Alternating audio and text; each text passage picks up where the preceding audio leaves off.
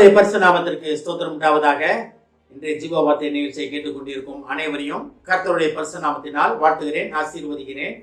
இன்றைய தின தியானத்திற்கு தேவன் கொடுத்த வேத பகுதி அது உபாகமம் 3ஆம் அதிகாரம் 24ஆம் வசனம். உபாகமம் 3:24. அதன் முன்பகுதி, கர்த்தராகிய ஆண்டவரே, நீர் உமது அடியேனுக்கு உமது மகத்துவத்தையும் உமது வல்லமையுள்ள கரத்தையும் காண்பிக்க தொடங்கினீர். இதை கேட்டுக்கொண்டிருக்கும் தேவ ஜனமே, தேவனுடைய வல்லமையும் மகத்துவமும் உங்கள் வாழ்க்கையிலே தொடங்கிவிட்டது. நீங்கள் நினைக்கலாம், அந்த வருஷம் முழுக்க 11ஆம் மாதத்துக்கு வந்துட்டேன், இது வரைக்கும் ஒன்றுமே நடக்கலையே அப்படின்னு நீங்கள் மனதில் வேதனைப்பட்டு கொண்டு இருக்கிறீங்களா? போராடி கொண்டு இருக்கிறீங்களா? ஒரு சில காரியங்களுக்காக வாழ்க்கையில் ஒரு சில காரியங்கள் உங்கள் வாழ்க்கையில் நிறைவேறவே இல்லையே, இந்த வருஷம் நிறைவேறும்னு சொன்னீங்களே ஆண்டவரே, ஏன் எனக்கு இன்னும் நடக்கலை அப்படின்னு போராடி கொண்டு இருக்கிறீங்களா? கர்த்தர் தமது வல்லமையை உங்களிடத்தில் காண்பிக்க தொடங்கிவிட்டார். அவர் மகத்துவம் உங்களிடத்தில் விளங்கப் போகிறது. இது கர்த்தருடைய வார்த்தை, உங்களுக்கு நேராக வருகிற வார்த்தை. ஒருவேளை வாழ்க்கையில் நம்ம போராடிக்கிட்டே இருக்கலாம். பிள்ளைகள் ஒரு நல்ல வாழ்க்கை கிடைக்காம இருக்கலாம், பிள்ளைகள் ஒரு நல்ல வேலை கிடைக்காம இருக்கலாம், அவங்க தொழிலில் ஒரு முன்னேற்றம் இல்லாமல் இருக்கலாம். எப்போ பார்த்தாலும் போராட்டம் போராட்டம் போராட்டம், நான் என்ன பண்ணுவேன், என்னோட சேமிப்பெல்லாம் போயிடுச்சு அப்படின்னு நீங்கள் புலம்பி கொண்டு இருக்கலாம், அழுது கொண்டு இருக்கலாம், தனிமையில் நீங்கள் அழுது கொண்டு இருக்கலாம். ஆனால் கர்த்தராகிய தேவன் இன்னைக்கு உங்கள்கிட்ட சொல்லுகிற ஒரு காரியம் என்னவென்றால் பாருங்க, உமது வல்லமையுள்ள கரத்தையும் காண்பிக்க தொடங்கினீர், உமது மகத்துவத்தையும் காண்பிக்க தொடங்கினீர். அதாவது உங்கள் வாழ்க்கையில் நல்ல காரியங்கள் தொடங்கிவிட்டது.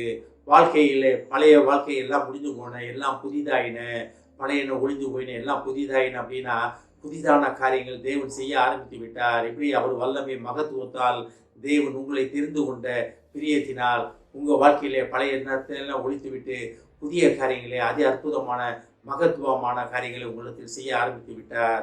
நேற்று தினம் பார்த்தோம், கர்த்தர் துணை செய்கிற கர்த்தர். எதுக்கு துணை செய்கிறார்னா, இதை நடத்துவதற்காக, இந்த காரியத்தை நடத்துவதற்காக, அவர் வல்லமையும் அவர் மகத்துவமும் உங்களில் விளங்குவதற்காக அவர் உங்களோட துணையாக நின்று கொண்டே இருக்கிறார். நீங்கள் எந்த இடத்துலையும் மிஸ் ஆகிடக்கூடாது என்பதற்காக தேவன் துணை நின்று வழி நடத்தி கொண்டிருக்கிறார். அப்போ தேவனுடைய வல்லமை மகத்துவத்தையும் நம்ம பெற்றுக்கொள்வது எப்படி? இதில் சொல்லப்பட்டிருக்கிறது. இதிலே சொல்லப்பட்டிருக்கிறது நான் எப்படி நடக்கணும், தேவனுக்கு பிரியமான காரியங்கள் என்ன, தேவனுக்கு பிரியமில்லாத காரியங்கள் என்ன என்பது தெளிவாக இதிலே நம்மளுக்கு போதித்திருக்கிறார். இதன் மூலமாக நம்ம தெரிந்து கொள்ளலாம். நான் பாருங்க, கர்த்தராகிய ஆண்டவர், நீர் உமது அடியனுக்கு உமது மகத்துவத்தையும் உமது வல்லமையுள்ள கரத்தையும் காண்பிக்க தொடங்கினீர். உமது அடியன்னா யாரு? இதை கேட்டுக்கொண்டிருக்க தேவ பிள்ளைகளாக நீங்கள் தான் தேவனுடைய அடியார்கள். அப்போ நம்ம வாயை திறந்து சொல்ல முடியுமா, கர்த்தாவே, நீர் உமது வல்லமை உமது மகத்துவம் என்னிடத்தில் காண்பிக்க தொடங்கி விட்டீர் அப்படின்னு விசுவாச அறிக்கையை சொல்லணும். அது நம்மளால் சொல்ல முடியுமா? வந்ததுக்கப்புறம் பார்த்துக்குவோம், வந்ததுக்கப்புறம் செஞ்சுக்குவோம் அப்படின்னு எத்தனை பேர் நம்ம நினைக்கிறோம்? எத்தனை பேர் நம்ம அப்படி இருக்கிறோம்? எனக்கு கிடைச்சா நான் பார்ப்பேன், கிடைச்சா நான் செய்கிறேன் அப்படின்னா நம்மளால் கடைசி வரைக்கும் கிடைக்கவே கிடைக்காது.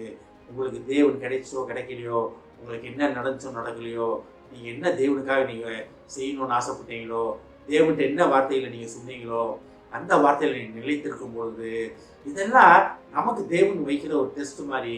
நம்ம தேவன்கிட்ட நிலைத்து நிற்கும் பொழுது தேவனுடைய கரம் உங்களிடத்தில் நிலைத்து நிற்கும். தேவனுடைய மகிமை வல்லமை உங்களிடத்தில் வெளிப்பட தொடங்கிவிடும். மோசே எவ்வளோ போராடினார் வாழ்க்கையில், தாவீது எவ்வளோ போராடினார். ஆனால் தாவீதும் மோசையும் ஆண்டவர் விட்டு வெளியே போல, ஆண்டவரோட தான் கூட இருந்தாங்க. எவ்வளவோ அவரை எரிச்சல் படுத்தினாங்க மோசையை. தாவீது பார்த்தீங்கன்னா சொந்த மகனாலே வெட்டப்பட்டார். ஆனாலும் என்ன ஆண்டவரே, இவ்வளோ நாள் உமக்காக ஓடினேனே, என்னை கைவிட்டீங்களே ஆண்டவரேன்னு ஒரு வார்த்தை கூட அவன் வாயிலிருந்து வரல. இதுதான் விசுவாசம். எனக்காக யாரும் செய்து முடிக்கிற தேவனை நோக்கி நான் கூப்பிடுவேன் அப்படின்ற விசுவாச அறிக்கை. நம்ம அதில் நிலைத்திருப்பதற்காக தேவன் நம்மளை அழைக்கிறார். நான் மறுபடியும் இந்த வசனத்தை படிக்கிறேன் பாருங்க. கர்த்தராகிய ஆண்டவரே, நீர் உமது அடியனுக்கு உமது மகத்துவத்தையும் உமது வல்லமையுள்ள கரத்தையும் காண்பிக்க தொடங்கினீர். இதை கேட்டுக்கொண்டிருக்கும் தேவ பிள்ளைகளே, கர்த்தருடைய கரம், கர்த்தருடைய வல்லமையும் மகிமையும் உங்களுக்கு உங்கள் வாழ்க்கையிலே, உங்கள் குடும்ப வாழ்க்கையிலே, உங்கள் தொழிலிலே, நீங்கள் வேலை பார்க்கும் இடத்திலே தேவன் காண்பிக்க தொடங்கிவிட்டார். இனி நீங்கள் தேவ ஜனம், உங்களை யாராலையும் மேற்கொள்ள முடியாது. கர்த்தராக ஆண்டவர் உங்களுக்கு துணை நிற்கிறார். அதை மட்டும் நம்ம விசுவாசித்து வாயிலை திறந்து அறிக்கையிடுவோம். கர்த்தருடைய வல்லமை, கர்த்தருடைய மகத்துவம் என்னில் வழங்கி கொண்டிருக்கிறது. நான் கர்த்தரால் ஆசீர்வதிக்கப்பட்டவன், என் குடும்பம் கர்த்தரால் ஆசீர்வதிக்கப்பட்டிருக்கிறது என்று வாயிலை திறந்து விசுவாச அறிக்கையிடுவோம். இந்த வருடம் முடிவதற்குள்ளாக இந்த மாதம் முடிவதற்குள்ளாக அநேக அடையாள அற்புதங்கள் குடும்பத்தில் நடக்கப் போகிறது. ஆமென். ஜெபிப்போம். எங்களை அதிகமான நேசிக்கும் அன்பின் பரலோக பிதாவே, நீர் எங்களுக்கு துணை நின்று நீர் எங்களுடனே இருந்து உமது கரத்தினால் உமது வல்லமையையும் உமது மகத்துவத்தையும் எங்களுக்கு காண்பிக்க தொடங்கிவிட்ட மகா கிருபைக்காக நன்றி ஆண்டவரே. பேசுதாமே, நீர் எங்களுக்கு துணை நின்று எங்களுக்கு இந்த வல்லமையான காரியங்களையும் மகத்துவமான காரியங்களையும் நீர் செய்கிறீர் என்பதை நாங்கள் விசுவாசித்து அதை அறிக்கையிட்டு அதை பெற்றுக்கொள்ள எங்களுக்கு உதவி செய்யும் ஆண்டவரே. எங்கள் இருதயத்தை திறந்தருளும் ஆண்டவரே, வாய்களை திறந்தருளும் ஆண்டவரே.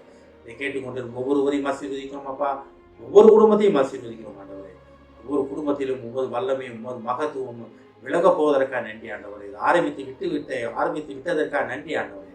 அதை அவர்கள் உணர்ந்து விசுவாச அறிக்கையிட்டு அதை பெற்றுக்கொள்ளும் பிள்ளைகளாக அவர்களை மாற்றும் ஆண்டவரே. ஆசீர்வதிக்கிறோம் அப்பா. இயேசுவின் நாமத்தினால் கேட்கிறேன் நல்ல பிதாவே. ஆமென். கர்த்தர் உங்களை ஆசீர்வதிப்பாராக.